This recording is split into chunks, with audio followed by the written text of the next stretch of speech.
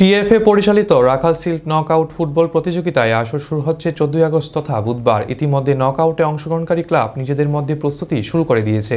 বুধবার সকালে উমাকান্ত মিনি স্টেডিয়ামে অনুশীলন করতে দেখা যায় জুয়েলার্স অ্যাসোসিয়েশনকে। 17 আগস্ট নকআউট প্রতিযোগিতায় ত্রিবেণী সংঘের বিরুদ্ধে খেলতে নামবে জুয়েলার্স অ্যাসোসিয়েশন। এক সাক্ষাৎ করে দলের কোচ পুরীপ্রসাদ দেববর্মা জানান, লিগের প্রস্তুতি হিসেবে নকআউটকে বেছে নিয়েছে জুয়েলার্স অ্যাসোসিয়েশন। যেহেতু 17 আগস্ট নিজেদের প্রথম ম্যাচে খেলতে নামবে জুয়েলার্স, ফলে প্রস্তুতি ম্যাচ খেলার সুযোগ নেই ক্লাবের কাছে। তবে নকআউট ও লিগে শিরোপা জয় লাভ করবে বলে আশা ব্যক্ত করেন পুরীপ্রসাদ দেববর্মা।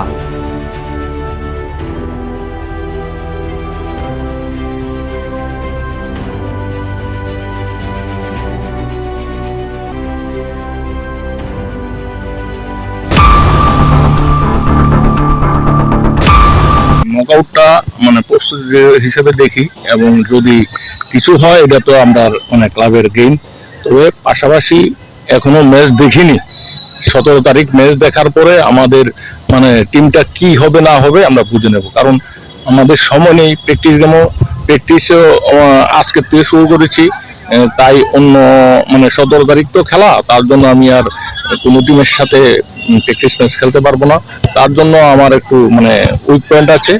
তবে পাশাপাশি নকআউটে আমরা ভালো রেজাল্ট করার জন্যই টিমটা তৈরি করেছি, এবং লিগও খেলবে এই ছেলেরা।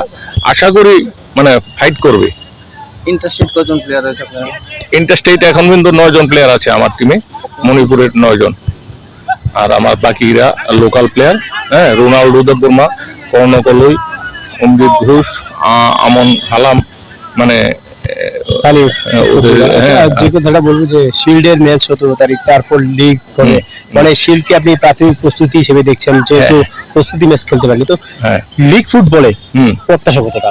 লিগ ফুটবলে আমরা সুপারে যাওয়ার জন্য আমাদের মানে মেইন টার্গেট থাকবে।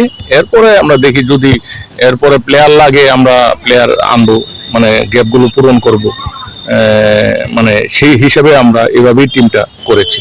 কোচ হিসেবে কে আছেন? কোচ আমি রাখাল সিল্ডে আমি মানে টিমটা থাকবো। পরবর্তী সময় দেখি কাকে নেওয়া যায়, এই আমার একটা একাংশী। আপনার পরিচয়? আমি জুয়েলসের কোচ পুরীপ্রসাদ দেববর্মা, এবং জুয়েলসেরও একজন মেম্বার। এই হিসাবে আমি টিমটাকে দেখছি।